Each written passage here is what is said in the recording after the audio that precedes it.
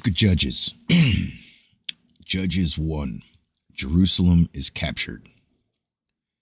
Now it came about after the death of Joshua that the sons of Israel inquired of the Lord, saying, Who shall go up first for us against the Canaanites to fight against them? The Lord said, Judah shall go up. Behold, I have given the land into his hand.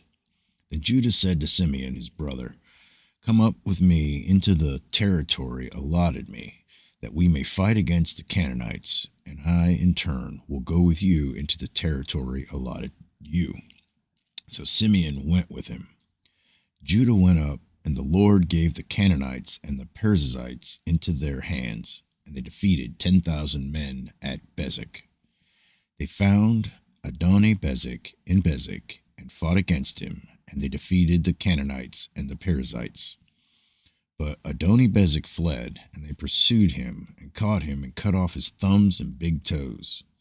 Adoni-Bezek said, 70 kings with their thumbs and their big toes cut off used to gather up scraps under my table, as I have done, so God has repaid me.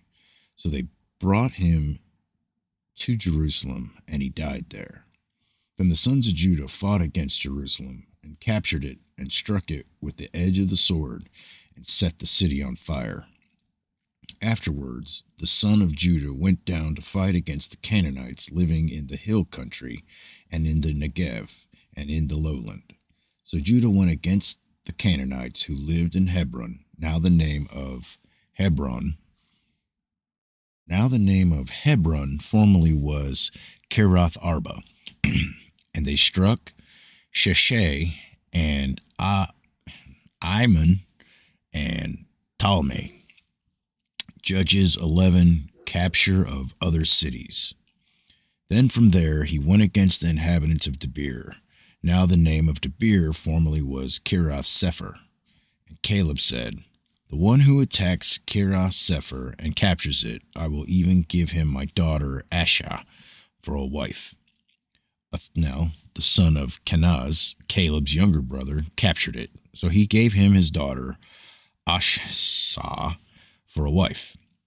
Then it came about, when she came to him, that she persuaded him to ask her father for a field.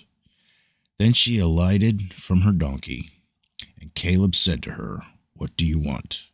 She said to him, Give me a blessing, since you have given me the land of the Negev.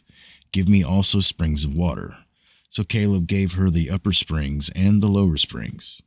The descendants of the Kenite, Moses' father-in-law, went up from the city of palms with the sons of Judah to the wilderness of Judah, which is in the south of Arad, and they went and lived with the people.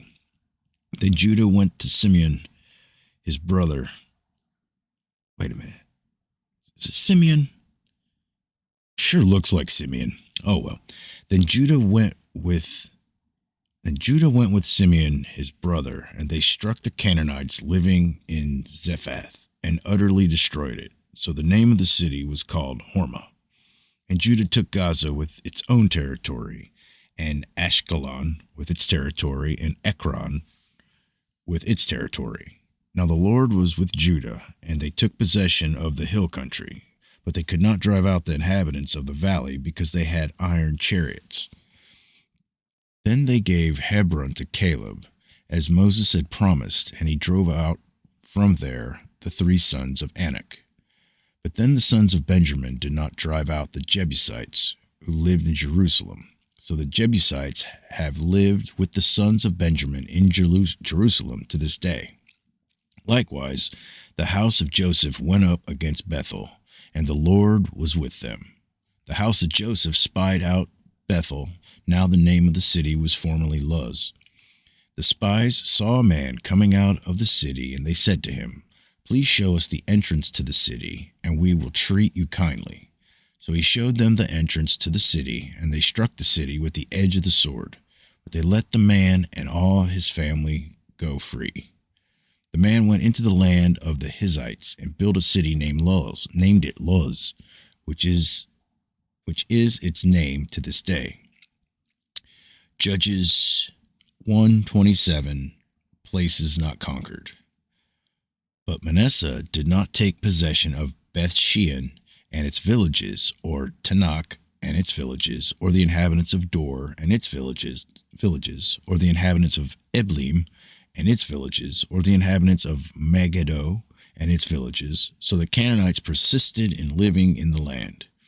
It came about when Israel became strong that they put the Canaanites to forced labor, but they did not drive them out completely. Ephraim did not drive out the Canaanites who were living in Gezer, so the Canaanites lived in Gezer among them. Zebulun did not drive out the inhabitants of Kitron or the inhabitants of Nahalol, so the Canaanites lived among them and became subject to forced labor.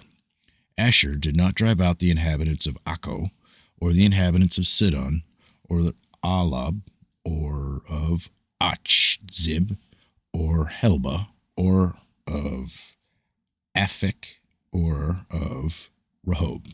So the Asherites lived among the Canaanites, the inhabitants of the land, for they did not drive them out. Naphtali did not drive out the inhabitants of Beth Shemesh or the inhabitants of Beth Anath, but lived among the Canaanites, the inhabitants of the land, and the inhabitants of Beth Shemesh and Beth Anath became forced labor for them. Then the Amorites forced the sons of Dan into the hill country, for they did not allow them to come down to the valley. Yet the Amorites persisted in living in Mount Heres, in Ajalon, and in Shaalbim. But when the power of the house of Joseph grew strong, they became forced labor. The border of the Amorites ran from the ascent of Akrabim, from Selah and upward.